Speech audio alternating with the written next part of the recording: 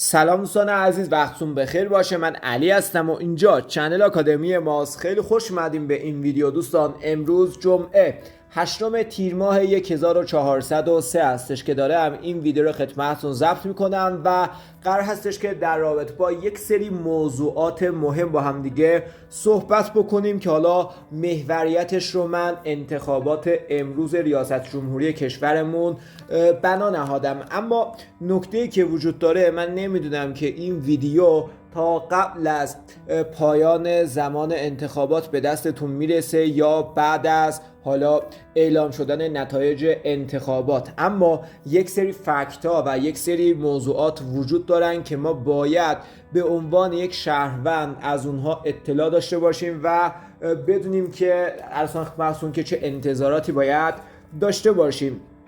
حالا اهمیت این موضوع چی هستش؟ من چرا دارم مثلا این ویدیو رو ضبط میکنم؟ ببینید، جامعه مطالبه گر میتونم بگم که پیش نیاز توسعه یافتگی یک کشور هستش. وقتی که شما خواسته های معقولی داشته باشین، بدونین که حالا از دولت مردان خودتون چه چیزی باید انتظار داشته باشید، بهتر میتونین که مطالبات خودتون رو داشته باشید. حالا من کاری ندارم که آیا شما در این انتخابات شرکت میکنید یا شرکت نمی کنید و اصلا به کسی رأی میدید رأی نمیدید، من به این مسائل کاری ندارم. رسالت من در این چنل چیز دیگری هستش. ببینید دوستان عزیز من، دلایل شکست دولت ها رو اگر بیایم و بررسی بکنیم، به چند تا مورد مشترک دست پیدا میکنیم. اولی این هستش که انتخاب افراد نالایق. نکته دوم، آدم های با دانش متاسفانه از میدان خارج میشن. نکته سوم، توجه بیش از حد به مسائل بی اهمیت و حاشیه‌ای کشورها.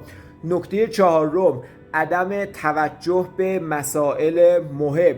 اینا دوستان عزیز مسائلی هستش که باعث میشه یک دولت روز به روز تضعیف بشه. حالا شما خودتون در جریان هستین که بالاخره دولت هایی که ما در سالهای گذشته داشتیم چه کارهایی رو انجام دادن که در این دسته بندیه قرار میگیرن. اما گفتم دیگه خدمتتون، ما باید انتظارات خودمون رو از کاندیداهایی که در حال حاضر وجود دارن از اونها بدونیم که چه درخواستی داریم. اما یه نکته خیلی مهمتر این هستش که کشور ما در حال حاضر با بحران‌های خیلی زیادی مواجه هستش و فکر میکنم شما عزیزان هم با من در این مورد موافق هستین که تعداد مشکلات و بحران‌هایی که در کشور ما وجود داره و حالا اصلا نمیخوام وارد دلایل این بحران‌ها بشم زیاد هستش. پس رئیس جمهوری که در طی میتونم بگم که یکی دو روز آینده مشخص خواهد شد،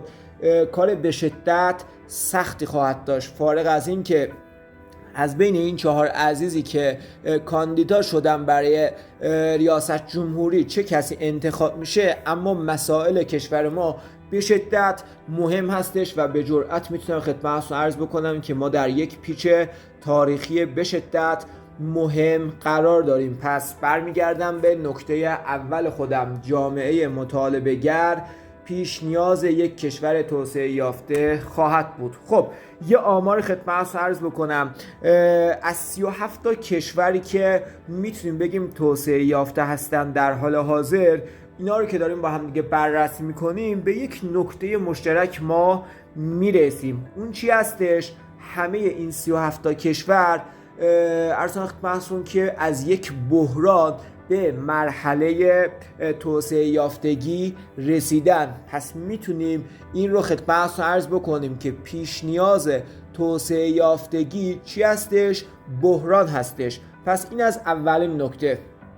و نکته دومی هم که خدمتتون عرض کردم این بود که کشور ما در حال حاضر بحران‌های خیلی زیادی رو داره تجربه میکنه. پس ما به همین دلیل هستش که دارم خدمتتون عرض میکنم در یک پیچ تاریخی به شدت مهمی قرار داریم. خب این از این بحث. اما شناخت این بحران ها برای ما کمک میکنه تا مطالبات بهتری و انتظارات بهتری از مسئولین کشورمون داشته باشیم. برای مثال شمایی که میخواید الان به یک نامزدی رأی بدید، باید به این مواردی که خدمتتون عرض میکنم اینا رو بررسی بکنید و استنباط بکنید از رفتار اونها، از برنامه اونها که چه برنامه هایی و چه راهکارهایی برای این مواردی که خدمتتون میخوام عرض بکنم دارن. واقعیتش این هستش که دوستان عزیز من، هر رئیس جمهوری که انتخاب بشه، حداقل میتونم بگم که 4 سال آینده کشور ما و حتی سرنوشت ما در گرو تصمیمات اون شخص و اون جناح خواهد بود. پس خیلی فرق میکنه که چه تفکر سیاسی و چه شخصی رئیس جمهور کشورمون باشه. و اگر به نکته دیگه که وجود داره این هستش که دیشب مناظرات انتخاباتی بین بایدن و ترامپ هم برگزار شد که حالا ما هم نکات مهمش رو در چنل تلگرامی خدمتتون بارگذاری کردیم. اما اگر دقت بکنید بر اساس نظرسنجی هایی که CNN انجام داده، 67% از تماشاگران مناظره معتقد هستند که ترامپ برنده این مناظره هستش و احتمال زیاد اگر به همین روال پیش بره ترامپ رئیس جمهور کشور آمریکا در آبان ماه خواهد بود. پس ببینید برای ما به شدت مهم استش که این ور معادله در کشور ما چه کسی رئیس جمهور خواهد شد. آیا این روال که توی کشور وجود داره اگر به همین منوال پیش بره به صلاح مملکت هستش یا ما نیازمند یک تغییر اساسی توی کشور هستیم؟ پس ما باید طرز تفکر و برنامه های اون نامزدی که میخوایم بهش رأی بدیم رو بشناسیم و مطابق حالا اون چیزی که شنیدیم، مطابق حرف این و اون ما تصمیم نگیریم. خب مشکلات زیادی واقعیتش توی کشور ما وجود داره، بحران‌های زیادی وجود داره. از جمله من چند تا نکته رو، چند تا مثال رو خدمتتون عرض میکنم، شما خودتون بریم و در رابطه با اینها فکر بکنید.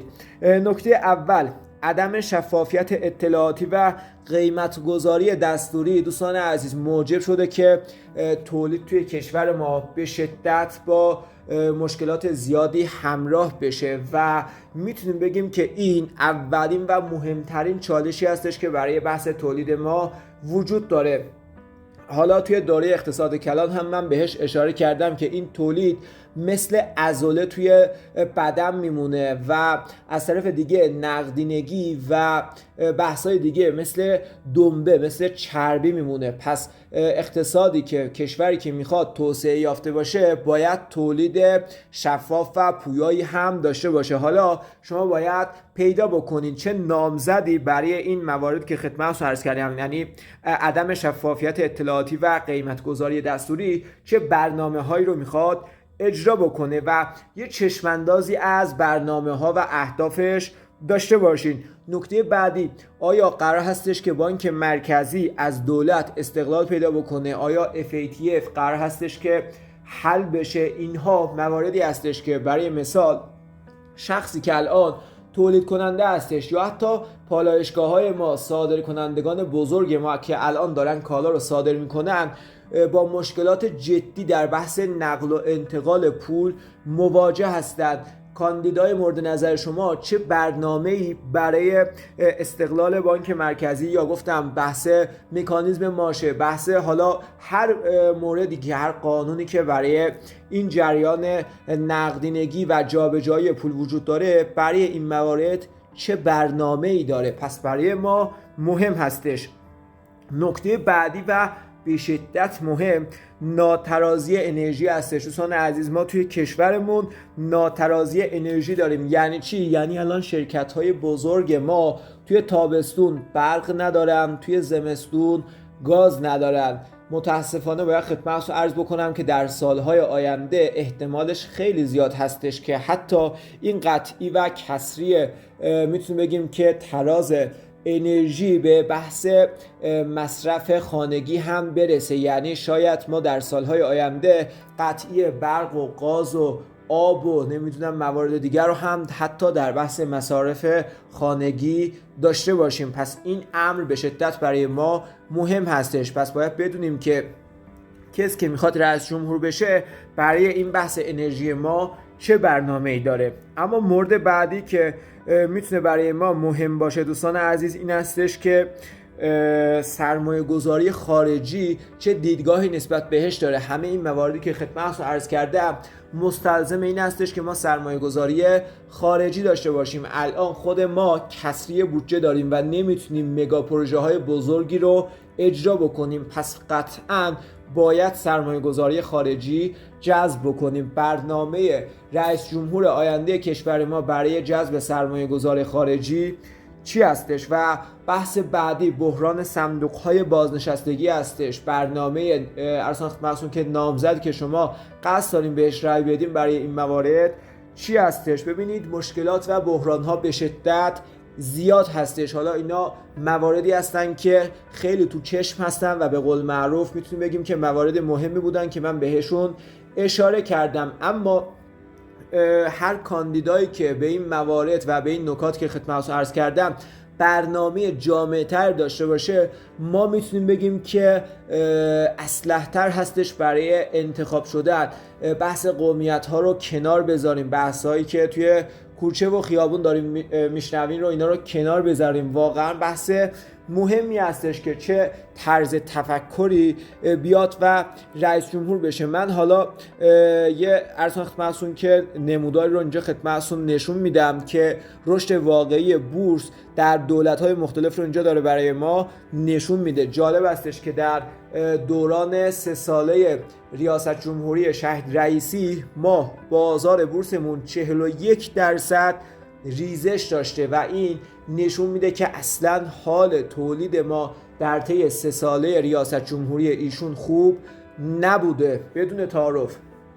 و دماسنج اقتصادی کشور هم میتونیم بگیم که بورس هستش توی همه دنیا. پس اون جریان فکری که میخواید بهش رأی بدید بدونین که برنامهش برای تولید چی هستش. اگر ادامه دهنده همین موارد باشه واقعیتش میتونم بگم که ارسان خدمتتون که برای تولید خیلی زیاد نمیتونه جالب باشه. و حالا سایر موارد دیگه که خدمتتون عرض کردم اینم از آخرین نظرسنجی که CNN منتشر کرده و گفته که 67%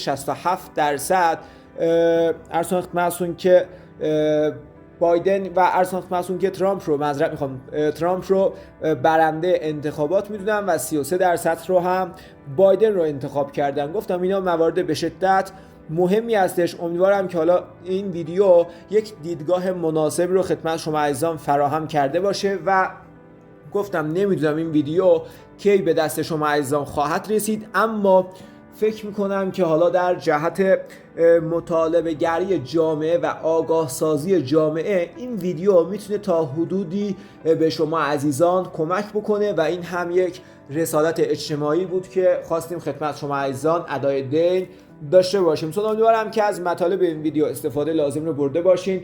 اگر واسهتون مفید بود حتما ویدیو رو لایک بکنین تا دوستان بیشتری بتونن از این ویدیو دیدن بکنم و هر انتقاد و پیشنهاد و تحلیلی هم داشتین حتما تو کامنت ها برامون بنویسین و در چنل تلگرامی ما هم حضور داشته باشید تا بتونید از آخرین اخبار و تحلیل ها استفاده بکنید. دمتون گرم. خیلی ممنون از توجه شما عزیزان.